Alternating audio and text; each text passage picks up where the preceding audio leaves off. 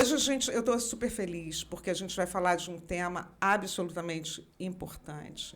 A gente vai falar sobre violência contra criança, as várias formas de violência e como é que o Conselho Federal de Psicologia, o sistema Conselhos lida com isso e como é que o Conselho Tutelar também lida com essa história. Então, eu estou aqui com duas maravilhosas, a gente já estava conversando antes, com a Luana Galoni, que ela é nascida e criada na Baixada Fluminense, psicóloga clínica e supervisora, doutora em psicologia pela UFRJ, pesquisadora na área da infância e adolescência. Enfim, fala também sobre o atravessamento racial. Então, ela ela é totalmente articulada, ela é membro da Articulação Nacional de Psicólogas Negras e Pesquisadoras, é escritora, poeta, produtora cultural, gosta de samba, que eu já sei. Enfim, então, a Luana é maravilhosa e vai falar aqui sobre essa questão em relação ao Conselho de Psicologia. Uhum. Só uma correção, é porque é o FRRJ, que é a rural. É a rural, é a rural. Não, tá tudo bem. Então, eu juntei tudo. Que a gente já lê no automático mesmo. Não vai fazer tanta diferença aqui na tua formação maravilhosa, você novinha, já está com tudo isso aí em cima. Parabéns, dona Luana. Já falei para você que eu amo a nossa profissão, então, quando eu vejo alguém empenhado assim, eu adoro. E também com a Tati Pereira, maravilhosa, que é graduada em Serviço Social pela UFRJ. Ela é de Niterói, Como eu, casada, trabalhou no CRAS do Badu, quem é de Niterói sabe que Badu é uma região ali de Pendotiba, Isso. E possui uma relação extensa com o campo da assistência social e saúde. Ela estagiou na Casa das Mulheres da Maré, realizando... Ih, que delícia, adoro, a gente tem muito a conversar. Também participou de um projeto de combate à evasão escolar, prestando suporte às mães da favela. Adorei. Moradora de Jurujuba, trabalhou por 6 anos no Programa Médico de Família da região, ocupando a função de agente comunitário de saúde. E, recentemente, atuou como conselheira tutelar da região Centro-Sul. E agora é suplente. Está suplente no Conselho Aguardando sair o 5º conselho. Sai o 5º conselho, eu entro. Mas não tem que sair o 4º primeiro? São 4, 4 e 5. No caso, vão sair mais 2. Mais 2, são 3, por enquanto. São 3. Mas vão ser divididos por regiões. Maravilha. Porque tem outros suplentes também. Tem outros conselheiros suplentes. E como são 5 vagas por cada conselho, então é necessário que saiam esses 2 conselhos. Então, pois é. A gente estava conversando aqui antes de começar sobre a questão da violência, E dos familiares, às vezes, dizerem uma coisa muito comum, que é: o filho é meu, eu faço o que eu quiser. Uma outra questão é: pé de galinha não mata pinto. Tô te batendo para a polícia não te bater. Então, são diversas palavras, esse inconsciente coletivo, que vai trazendo essa certeza de que, porque o filho é seu, você pode violentá-lo de várias maneiras. Vocês sabem que eu estava uma vez em Mato Grosso do Sul, falando sobre um livro que eu lancei, falando sobre amor, e alguém ficava cutucando, a mulher cutucava o cara lá. E eu falava sobre o amor em relação aos filhos, como é que se deve criar, Por que o amor é importante, o que é o amor, porque as pessoas são muito equivocadas em relação a esse tema. E ela dizia, lá. E aí ele fez, eu falei, bom, no intervalo, na hora de perguntar, eu perguntei, o que você quer falar? E ele disse, eu quero falar assim. É um absurdo o que você está dizendo, porque eu apanhei, mas não morri. A educação, é óbvio, eu fui uma criança muito bem educada, muito claro. Educação pelo medo, pela ameaça. Óbvio que você foi bem educado. Você não morreu, mas está reproduzindo a violência que você sofreu, porque você normalizou isso. E teu filho está trazendo as consequências dessa tua história nefasta, provavelmente. Então, eu queria só começar fazendo uma diferenciação entre mães narcisistas e mães histriônicas, ok? Por quê? Porque virou moda. Agora, todo mundo tem mãe narcisista. Qualquer coisa, eu tenho mãe narcisista, eu tenho mãe narcisista. Então, isso virou um apelido para gente ruim. Narcisista virou apelido para gente ruim. E eu queria deixar claro que uma dose de narcisismo é extremamente importante. A gente precisa gostar da gente. Quando é que isso se torna um transtorno? Quando a gente só gosta da gente. E não gosta dos outros, e diminui o outro para poder crescer. Bom, então uma mãe narcisista tem como característica esse autocentrismo, né? Ela é centrada nela mesma, ela só gosta dela mesma, ela dá pouca atenção, ela usa, às vezes, o filho como troféu, ok? Então, se a gente for considerar um transtorno narcisista na maternidade, é isso.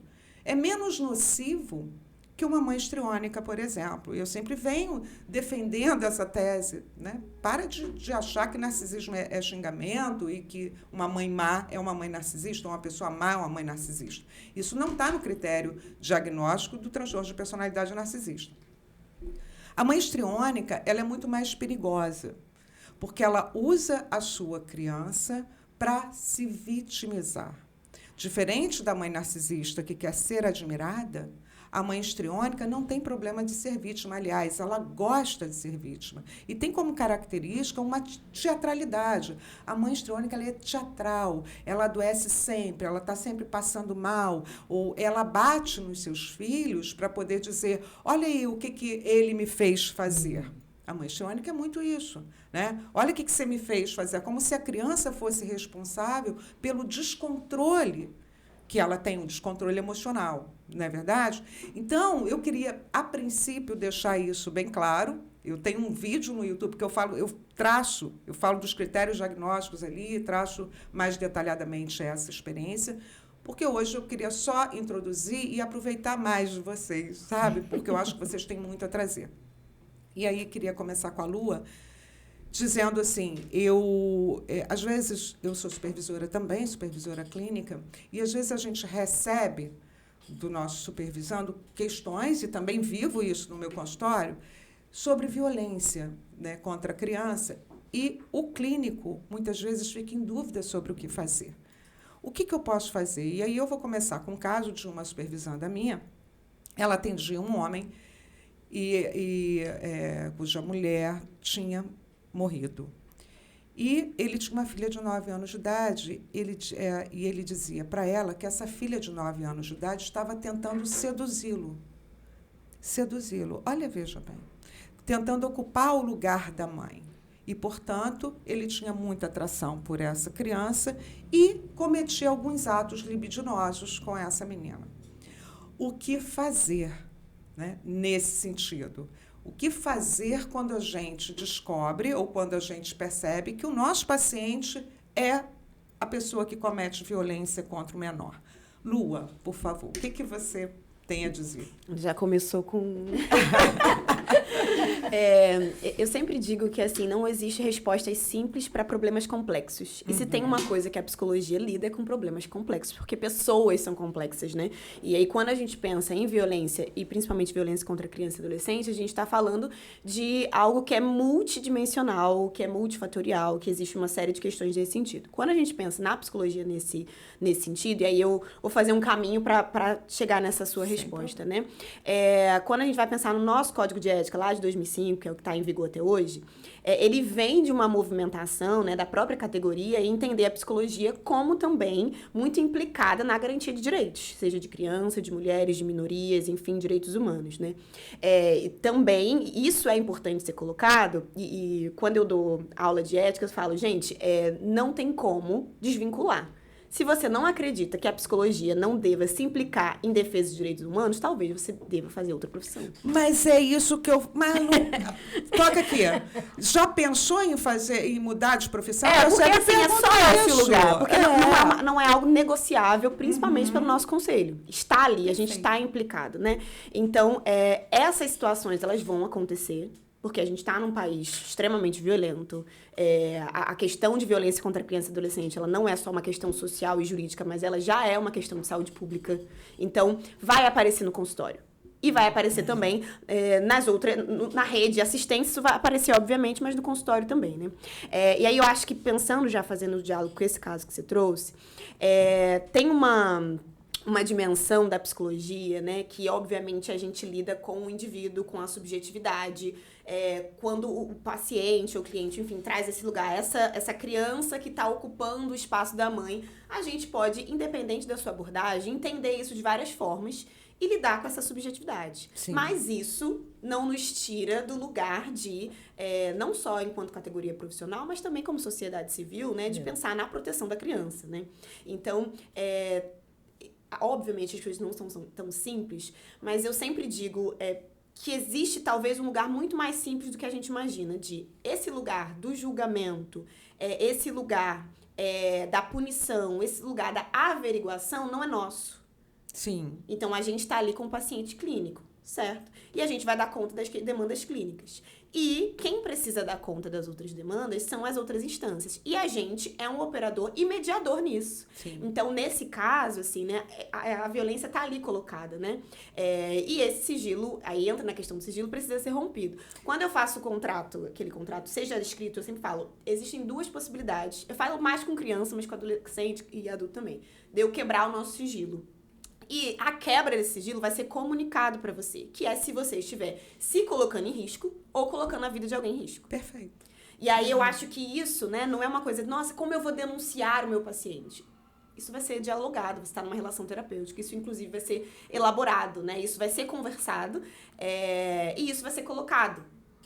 Que não implica necessariamente, aí depende obviamente de cada profissional, né, para entender o quanto que ele consegue ir, né, no limite dele. Que a terapia precise terminar. Mas existe uma instância que precisa ser comunicada do que está acontecendo. E essa pessoa, inclusive, se o profissional, né, achar que convém para ele, porque a gente também é muito atravessado. E acho que existe uma dificuldade muito grande de atender o agressor, obviamente, porque isso atravessa a gente. Mas o trabalho clínico ele precisa ser colocado, mas essa denúncia ela precisa ser feita, né? E principalmente para que a gente se resguarde enquanto profissional. Porque o que vai acontecer com essa criança nesse caso, ou o que essa pessoa continuará fazendo, enfim, a gente não tem controle totalmente, né? Mas existem instâncias, existe um sistema de garantia de direito que vai averiguar isso. E quando a gente trabalha nessa rede e a gente... Não é o lugar de terceirizar, mas a gente encaminha a quem é de direito, a gente fica resguardado para então fazer a nossa prática, para então entender o subjetivo daquilo. Porque essa instância criminal, porque é um crime que está sendo cometido, Sim. está sendo averiguada. Não sei se te respondi. Não, respondeu. Não, respondeu. Mas aí o que você está me dizendo é o seguinte: a gente tem que relativizar, a gente tem um trabalho clínico, a gente não tem um trabalho de investigação. Eu sempre falo isso. A gente não é investigador para saber se o que o paciente está dizendo é verdade ou não é verdade. Eu sempre falo isso para os meus supervisantes. Gente, não interessa se o que ele diz é verdade ou não. O que interessa é a maneira que ele articula a verdade que ele tem e para que ele está mentindo no consultório, por exemplo. Né? Qual é a função dessa mentira dentro do consultório. Agora, ao percebermos uma violência de fato contra o menor, a gente precisa comunicar ao paciente que isso será... Bom, o que aconteceu nessa história? O conselho tutelar, a paciente foi ao conselho de psicologia, foi ao conselho tutelar, avisou a ele e a menina já tinha perdido a mãe, o pai foi embora e ela precisou ser criada pela tia. Quer dizer, uma desgraceira, mas uma desgraceira, eu acho que menor, porque houve uma proteção ali, né, da criança, do que propriamente se ela permanecesse com esse pai abusador. Não é verdade? Então, foi a maneira, essa psicóloga, ela acionou os conselhos, né, para se proteger e para proteger o menor, na verdade, primeiramente para proteger o menor, porque isso é o mais importante. Quanto sociedade civil, né, é dever dela comunicar os órgãos competentes. E é isso, porque, mas o filho é meu. Não, o filho é essa pessoa pertence a uma sociedade. Essa sociedade também é responsável pelo bem-estar dessa criança. Então, quando a gente, voltando agora uma questão, quando a gente, Tati, presencia uma violência, a gente como sociedade, aí já saindo do âmbito do consultório, o que a gente deve fazer quando a gente percebe que uma mãe está maltratando, minha vizinha está maltratando o filho dela? Como é que eu devo proceder, Tati? Então, a pessoa ela tem dois caminhos. Ela pode procurar o conselho tutelar, fazer a denúncia presencial, né, por escrito, direitinho, ou pedir até para o técnico que estiver lá para poder anotar, ou ela pode fazer o contato com o Disque 100. Né? Quando ela entrar em contato com o Disque 100, ela vai relatar toda a denúncia. Só que o Disque 100 tem um porém. Ele vai enviar para todos os órgãos competentes, todos. Vai para a delegacia, vai para o Ministério Público, vai para o Judiciário. E no momento em que chega, por exemplo, no Ministério Público, o Ministério Público vai acionar o Conselho. E o Conselho vai até essa casa, vai fazer uma visita domiciliar, vai convidar essa família para poder comparecer no Conselho, vai fazer uma escuta especializada com a criança, com a mãe, para poder entender como que está acontecendo essa violência. E, a partir daí, encaminhar para os órgãos competentes. Agora, uma pergunta, né, mais subjetiva. O que é violência? Né? Porque, às vezes, as pessoas não entendem. Elas são tão habituadas à violência que normalizam. Normalizam. Então, o que é uma violência? O que o Conselho Tutelar considera violência contra a criança? Então, violência, geralmente, assim, quando junta violência psicológica, castigo físico, violência sexual. Então, assim, tem várias maneiras, né, dos responsáveis cometer violência com essa criança. Né? Às vezes, ela acha, só deu um tapa, não é nada demais. Né? Deixa eu te contar uma parada. Eu tinha uma paciente já com 40 e tantos anos de idade, que ela me disse assim, contando sobre a infância dela, ela falou assim, minha mãe me batia, né? Eu era muito levada, ela me batia. E um dia ela pegou um tamanco, jogou, quebrou meus 2 dentes da frente. Mas, eu falei, então você sofreu violência doméstica? Ela falou, eu? Eu falei, ué, gente. Não. Esse é o nome, né? O nome. E as pessoas não sabem. Não sabem, né? Que sofreram violência. Tudo bem.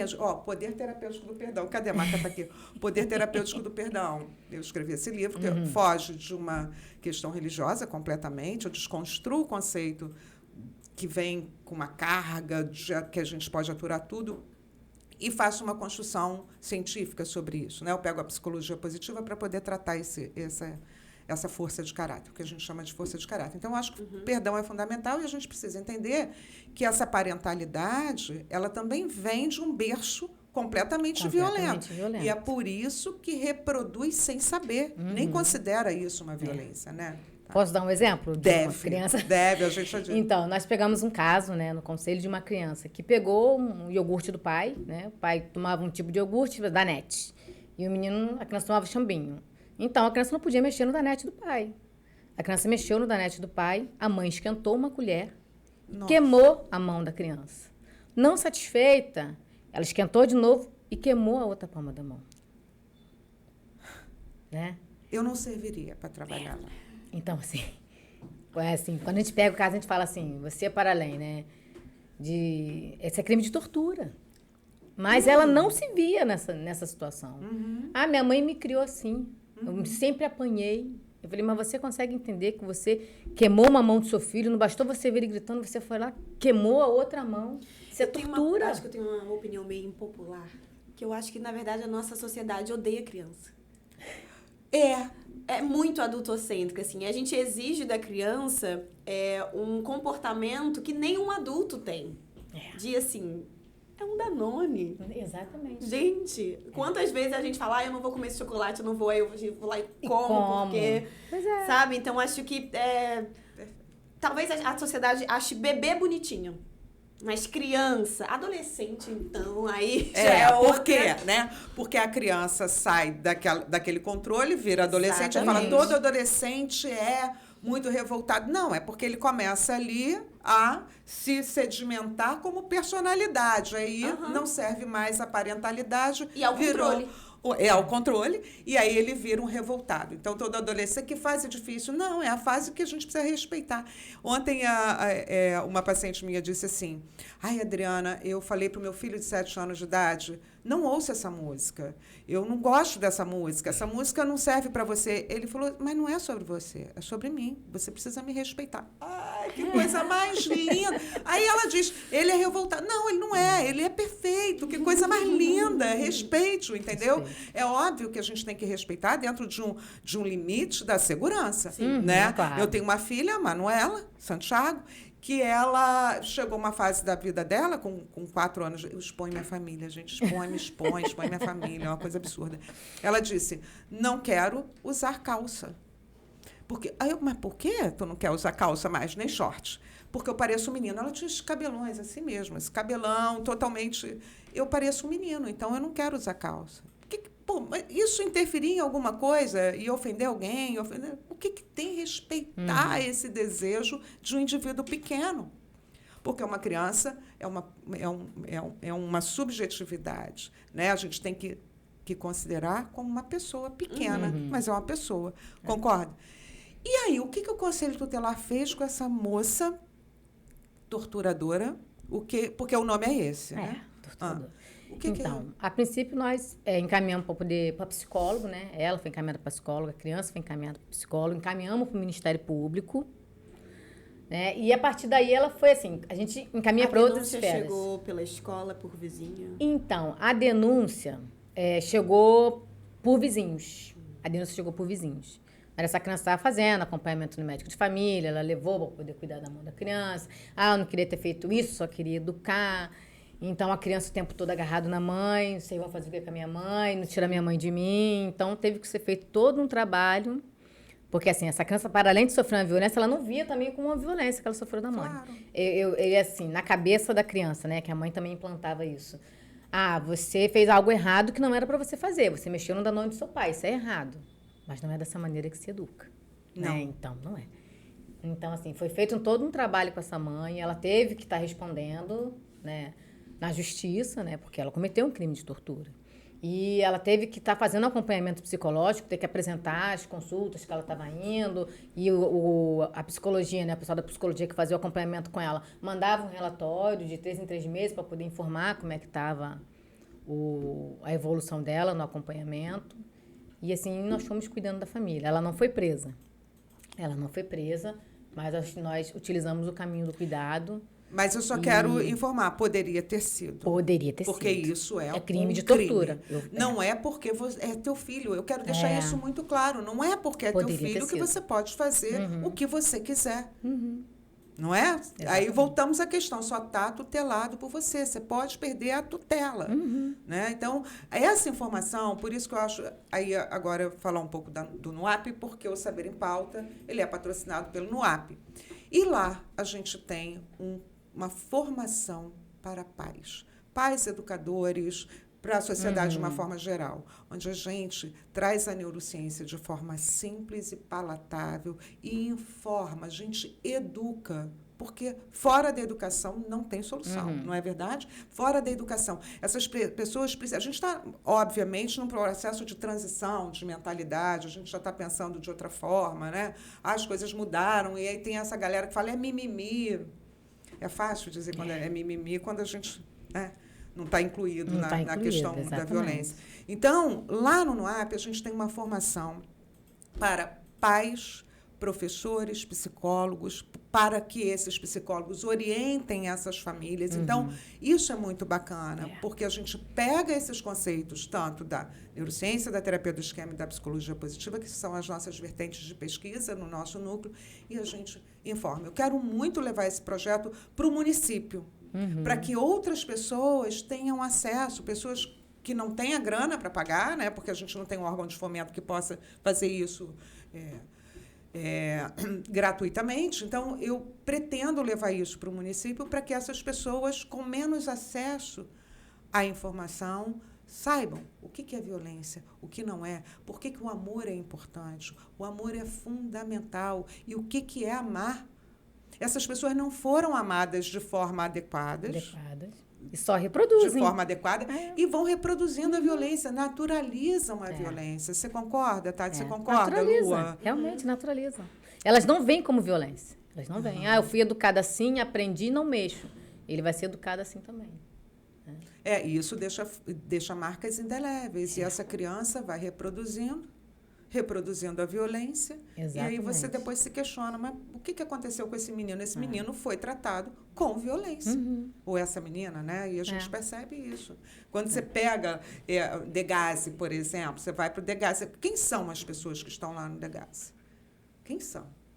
É a população pobre e preta. Porque adolescente, classe média, não vai parar no DEGASE. Vamos combinar? Vai, Lua. Vai. Fala para mim, Lua. Você que... Não, mesmo. Acho que o lugar do que é crime, né? Ele é muito... Acho que a sociedade coloca uma cor, coloca raça, coloca cor, coloca classe nesse lugar e território, assim, né?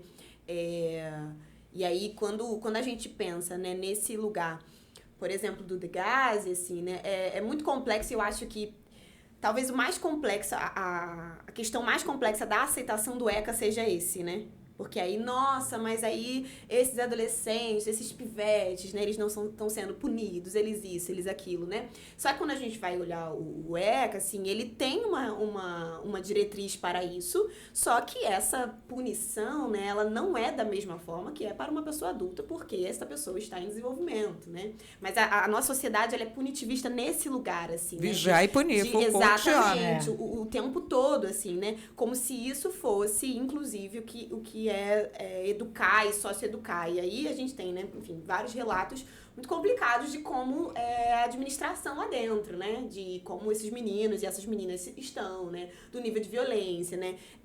E quando você vai pegar as estatísticas, por exemplo, do DEGASE, a maior parte, né, tá por questões de furto, né, roubo ou tráfico. O que é muito complexo, porque, por exemplo, para a Organização Internacional do Trabalho, tráfico é uma das piores condições de trabalho infantil. Então, a gente tem uma questão que é muitos adolescentes e crianças no tráfico. A Organização Internacional do Trabalho entende como trabalho infantil, né, essa cooptação das crianças nesse sentido. O Fórum Nacional de Prevenção e Erradicação, né, de Trabalho Infantil entende como uma das piores formas de trabalho infantil, só que ao invés de existe uma agência, né, um agenciamento público para combater isso, a gente prende.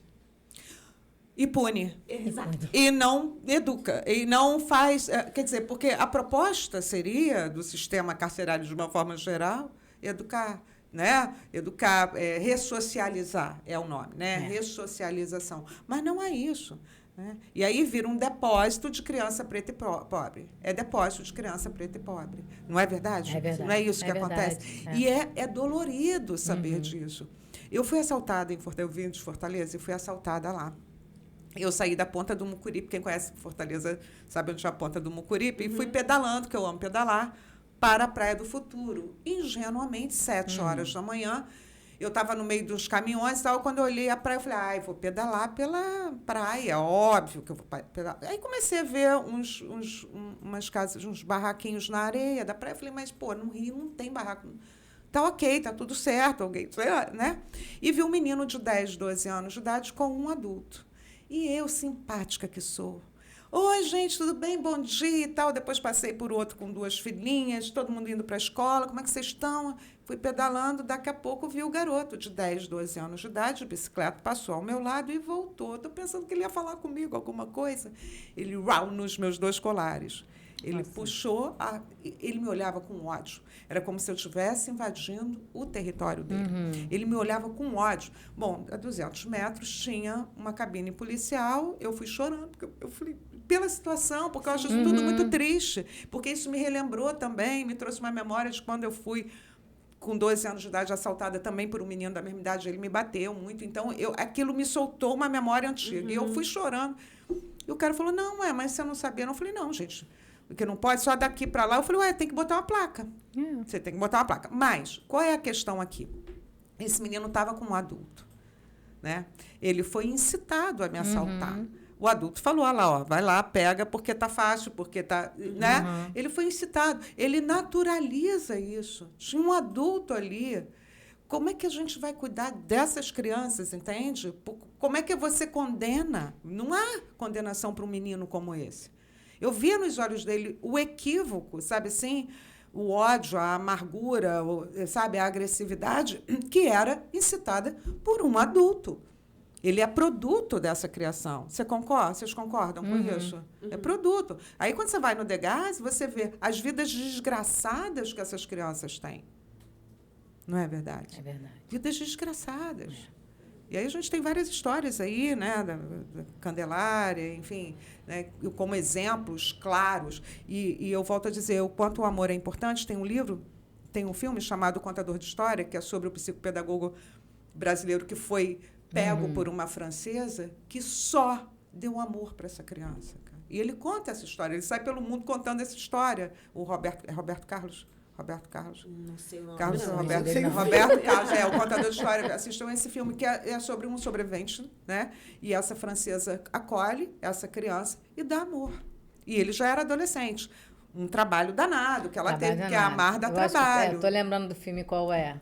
É um filme bem antigo. Tem um radinho, tem hora que ele aparece com um radinho assim, tipo de fita, ele pega algumas coisas dela. Exatamente, que deixa a banheira. Ele começa a fazer um monte de maluquice, um monte de contestação, né? Um monte de comportamento inadequado. E ela explica, ama, sabe? Assim, o amor é fundamental, né, gente? Pra gente poder. Não é? O amor é fundamental? É. Né? Amar Fundamental. é fundamental. Chegou uma pergunta aqui. E é Ué, gente, você tá onde? No Instagram.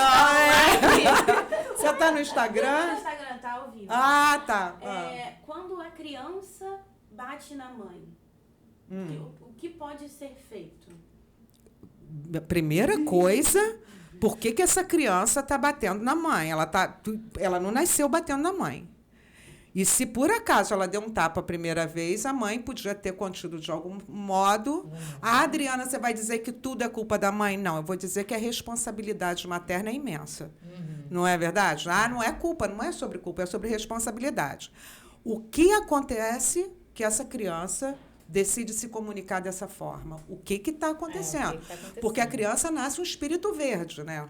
Ou seja, ela nasce com temperamento e encontra o ambiente. O ambiente, obviamente, é essa junção. E o ambiente vai ajudar a educar, eu ia dizer adestrar, mas não é sobre isso. Educar uma criança. Não é verdade, Lua? O que você acha? Eu acho que a gente tem uma dificuldade, assim, né? Porque a gente olha o comportamento e julga o comportamento, obviamente, porque é o que a gente consegue visualizar, né? Não sei quantos anos teria essa criança. Acho que isso é um ponto também muito importante, né? De, assim, 1 ano de idade, uma criança de 4 anos, enfim. Mas eu entendo que todo comportamento é uma forma de comunicar algo. Sim. E se eu não consigo me comunicar de outras formas, e se eu tô pensando numa criança que não tem aí, vamos lá, córtex totalmente desenvolvido, né? Controle inibitório completamente desenvolvido, ela vai comunicar com o que ela tem enquanto recurso, né? Então, acho que o desafio é muito mais como ampliar os recursos para essa criança se comunicar, além só de bater. Sim. Porque o adulto, ele deve ser o mediador. Sim. Porque a criança ainda não metaforiza. E eu sempre digo isso, parece que eu estou chovendo no molhado, mas é necessário. Por quê? A criança não tem recurso subjetivo para dizer sobre o que ela está necessitando, sobre o que ela tem. Nem adulto tem. Eu conheço gente com 50 que não tem recurso subjetivo para isso, imagina uma criança, não é verdade? Pois é. Então, a criança vai chorar, vai fazer pirraça, vai fazer birra. O que está faltando ali? E, às vezes, é pegada. Pegada mesmo. Pegada não é violência. Mas o que você acha, Tati, sobre esse aspecto, a pergunta? Quando uma criança bate... Então, acho que é isso. Você precisa entender o que está acontecendo com essa criança para ela poder estar agindo dessa maneira, né? Por que ela está agredindo, né? Então, assim, o que ela está sentindo ali para poder estar respondendo daquela maneira? Porque, às vezes, a criança ela pode ter vários comportamentos que ela quer dizer alguma coisa, às vezes, que está acontecendo com ela e ela simplesmente fica agressiva. Ela não consegue. Assim, eu digo exemplos, né? Tem crianças, assim, que nunca foram, às vezes... violentas, né, com o pai, com a mãe, e em um determinado momento a criança começou a ficar agressiva. Ninguém podia chegar, ela queria bater. E quando a gente começou a conversar com essa criança, aí, assim, as pessoas tendem a dizer que o conselho educa filho, né?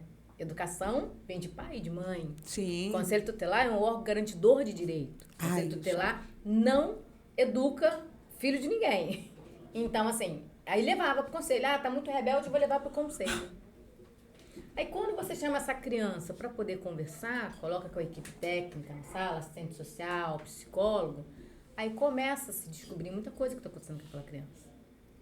Eu tô dormindo à noite, Meu tio foi lá e começa a mexer comigo, botar a mão dentro das minhas calças. Eu quero contar pra minha mãe, mas aí minha mãe às vezes cisma de querer deixar eu com ele, eu não quero ficar.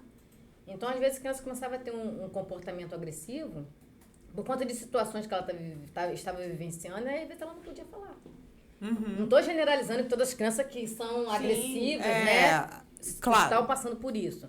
Mas eu acho que é isso, acho que é o fato de você conversar com essa criança, entender, e às vezes é o fato de você ter um pouco mais de autoridade com aquela criança. Limite é amor também, né? Menina, limite é amor, porque amor é atenção. Então, quando você dá atenção, você dá contenção também. Peraí, amorzão, não vai dar para você dar chilique agora. Não dá para você, já foi até sentar na janela do avião, cara, olha isso, sossega aí, segura a tua onda. Então, a tolerância à frustração é muito importante, a gente precisa ensinar. Sim.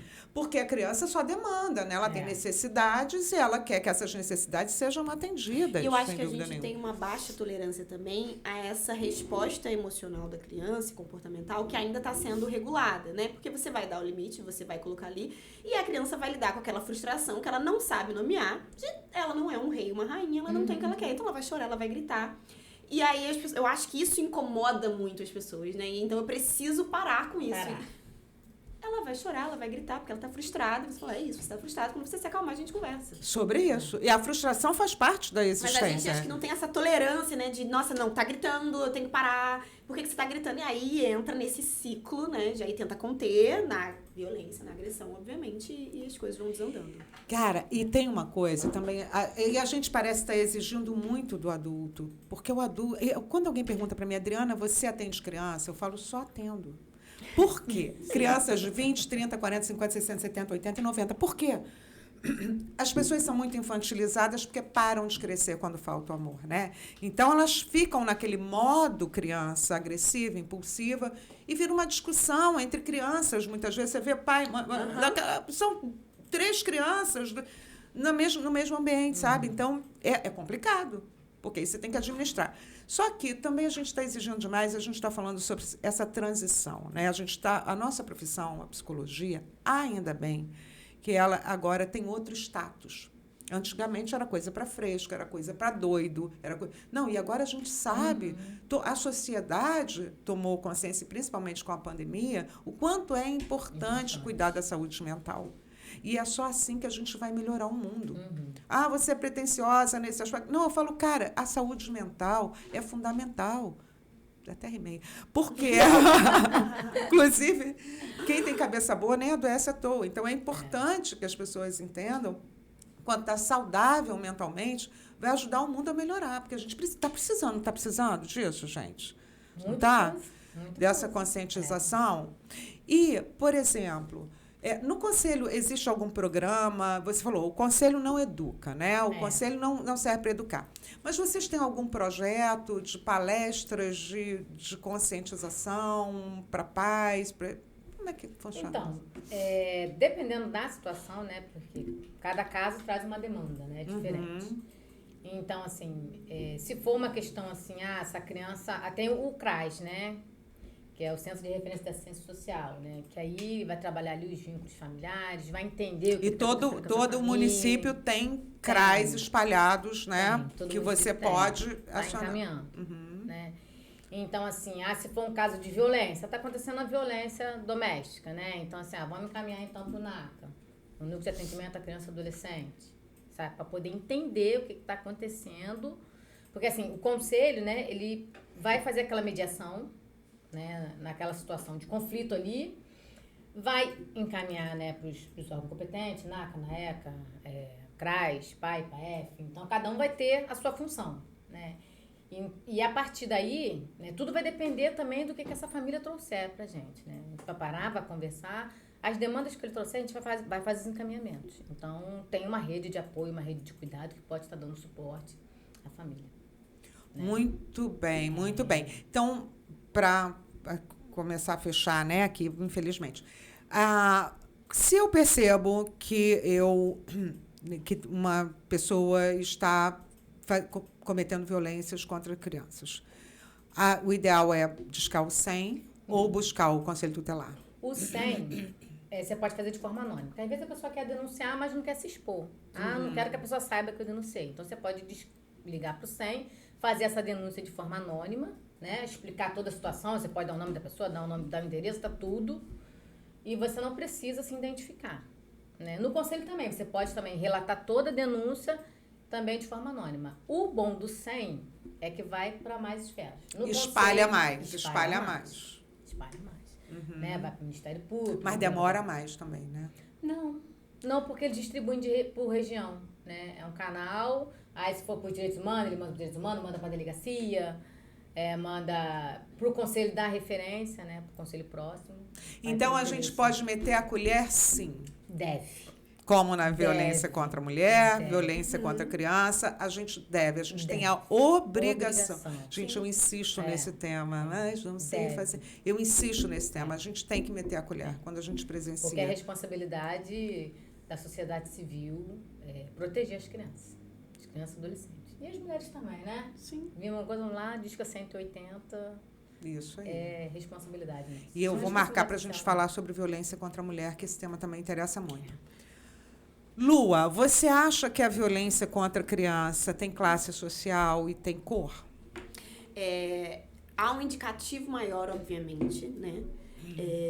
Mas quando a gente pensa no fenômeno da violência enquanto saúde pública, embora, né, quando a gente vai no CRAS, no Conselho Tutelar, no CREAS, enfim, a gente vai ver ali um nível maior, né, de violências e de famílias vulnerabilizadas, né, que são pretas, são pobres, são de classes sociais baixas, enfim, por conta de uma estrutura, né, que faz com que esse enredo se determine, e acho que esse é um ponto para a gente não culpabilizar e criminalizar a pobreza, né? Sim. Como se pessoas pobres são pessoas violentas. E isso, enfim, não é uma realidade. Eu acho que existe um lugar de que a violência, principalmente a violência sexual contra criança e adolescente, que é sutil, ela muito acontece em casas que não chegam ao conselho. Então, o Conselho Tutelar, o CRAS, o CREAS, né? Existe essa... e aí... Tati, né? Pode falar melhor do que eu, assim, acho que existe esse estereótipo de que a assistência social é para pobre. Mas quando a gente pensa em direito de criança e adolescente, a gente está falando de crianças e adolescentes, independente da classe, né? Então, eu não posso afirmar com 100% de certeza, mas assim, com certeza, de alguma forma, existe agora, nesse momento, crianças nos seus condomínios na Barra da Tijuca sendo abusadas. E essas crianças não vão para o conselho. Essa denúncia não vai. E aí vira uma vala, né? Há um viés. Exatamente. Há um viés de confirmação que... Só pobre comete violência, Sim. só pessoas pretas fazem isso, quando na verdade existe ali, né? Quase um pacto, né, de alguma forma, né? De que essas violações, elas são mais... sutis, né? Eu não sei nem se é sutil a palavra, mas eu acho que elas são mais mascaradas por conta da questão da classe social, por conta do privilégio, né? É como quase se, de uma forma muito horrível, assim, né? Eu tenho o privilégio de violentar, porque, inclusive, não tem um órgão público que vá aqui me acionar, né? Quando a gente pensa em violência sexual, se uma criança, né? Tanto a violência sexual ou física, ela dá entrada em qualquer equipamento do SUS, existe uma obrigação de fazer, deles reportarem isso. Não existe sim ou não. Como que é esse controle quando a gente pensa, por exemplo, em um consultório de um médico particular, de um pediatra particular? Que a criança chegou, tá roxa, e ele deve também, né? O conselho vai ser bem direto nisso, mas ele vai fazer isso? Aquela família paga quanto para aquele pediatra? Então, acho que existe aí uma necessidade, né, de fazer com que a gente entenda o serviço de proteção à infância como algo que não é de uma classe, né, não é de uma cor, mas ele é para todas as crianças, né, e que as escolas privadas, públicas, né, e esses espaços de socialização dessa infância precisam estar entendendo que eles estão ali enquanto garantidores de direitos, independente da classe, independente da cor, independente de religião e qualquer coisa nesse sentido. E aí, por exemplo, uma escola... classe média, enfim, né? Uma escola particular, e percebe que um adolescente, um professor, percebe que um adolescente está sofrendo violência sexual. O que ele faz? Conselho tutelar. Porque a escola... Diretamente pode ser anônimo. Pode ser anônimo também. Pode ser anônimo. E aí, eu não sei o que você acha. Vou falar aqui. É porque a escola... E aí, quando a gente pensa na pandemia, por exemplo, foi muito complicado. Porque muitas crianças não estavam na escola e estavam convivendo com seus agressores, né? Porque a escola, ela é um lugar de muita... Obviamente que ela tem muitas questões, mas eu gosto muito... Enfim, eu sou apaixonada pela escola e educação, porque...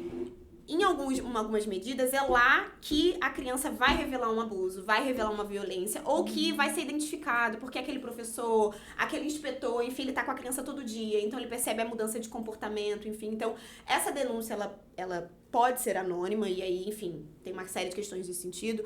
Mas eu acho também que a gente precisa responsabilizar a escola enquanto instituição, assim. Quando o professor vê alguma coisa, ele é parte de uma comunidade escolar. Sabe? É a comunidade escolar, a instituição escola que pode fazer contato com o conselho. Enquanto instituição, isso não precisa ser físico, isso não precisa ser um CPF, sabe? Porque senão isso coloca também nos professores uma carga, um medo não, é a escola que é uma entidade que protege aquela criança e tem uma relação com o conselho. Cara, eu vou falar também uma coisa horrorosa, que eu não tenho medo de falar sobre coisas Mas você, horrorosas. Eu sei o que você pensa disso.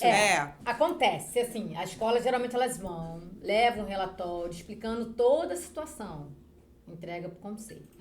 Na maioria das vezes, né, não quero que essa informação seja passada pros responsáveis.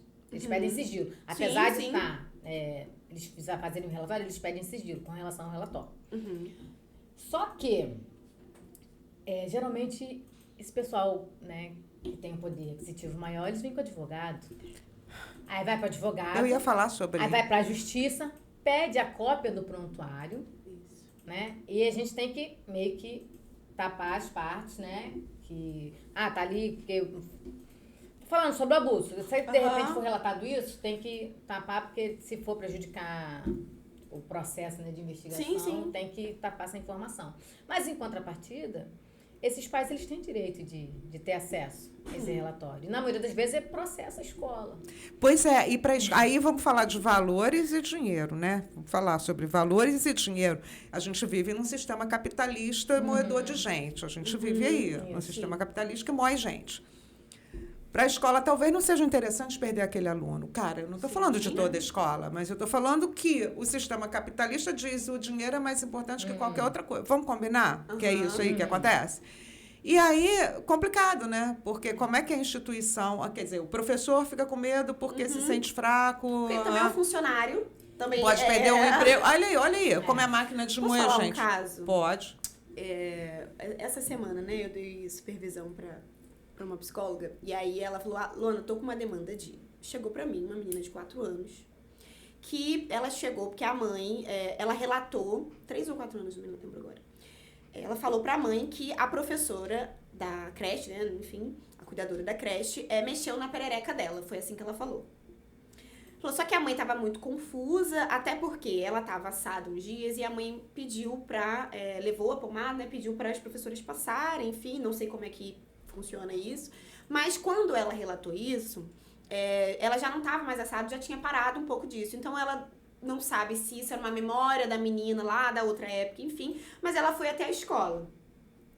E aí, enfim, o que eu queria trazer, né? É que quando ela foi até a escola, a primeira coisa que a escola falou foi não posta nas redes sociais.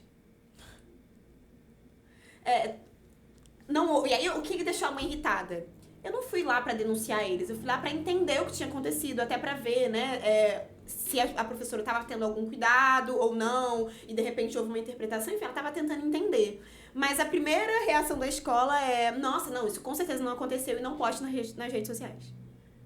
E aí, o que deixou a mãe muito irritada não se preocuparem como tá minha filha, o que ela tá sentindo, porque a criança passa pela creche e tem crise de choro, não quer entrar, tive que sair da creche. Então, esse lugar do capital e quando entra, enfim, né? Pois é, o preço e não o valor, né? Exatamente. Isso, o viu metal. Aquele profissional que fez a denúncia, geralmente ele é desligado. Exato. Ou desviado de função. Eu, então, sou a favor, faça uma denúncia anônima. Ligue para o 100, ligue 100 e faça uma denúncia anônima. Se você for professor... Riqueza de detalhes. Se você... faça uma denúncia anônima, porque aí você, né, fica garantido ali nos seus direitos, mas faça independente da situação socioeconômica do sujeito, né? Porque a gente atende, né? E vê o quanto a violência acontece na surdina, nos condomínios, enfim, né? Nas casas de alto padrão, a gente sabe disso. Sim. Isso aí. Né? Eu, infelizmente, vou ter que parar aqui, infelizmente, mas eu vou querer continuar em outras vezes, porque a gente vai falar sobre violência contra a mulher, o que vai fazer, o que não vai, porque isso muito me interessa. Sim. Sobre essa questão também a questão racial dentro da psicologia, isso também muito me interessa. Então, a gente vai conversar em outras oportunidades, mas, infelizmente, a gente vai ter que parar aqui. E eu queria muito agradecer vocês, eu adorei essa... Olha, eu adorei no nível... Eu não quero perder contato de jeito nenhum. De jeito nenhum. Ninguém larga a mão de ninguém, vamos combinar. Então, é o seguinte... queria que vocês passassem, Tati, a sua rede social, porque eu acho isso muito importante. Seus contatos, né? Eu queria dizer, inclusive, eu já ia esquecer de fazer o comercial, porque eu tenho que fazer um comercial do NUAP, né? Que a gente lá tem diversos profissionais trabalhando com neurociência, terapia do esquema e psicologia positiva. Inclusive, a gente tem um atendimento social, quer dizer, que não é de graça, mas porque a gente realmente não tem, né? Eu adoraria ter alguém patrocinando isso, mas não. Mas a gente tem atendimento social e as pessoas são muito ligadas nesse aspecto e muito atualizadas no que diz respeito à neurociência, terapia do esquema e psicologia positiva, porque eu acho que esses saberes, essas pegadas científicas estão aqui, ó, né, no que tange a psicologia. Sim. Não é verdade?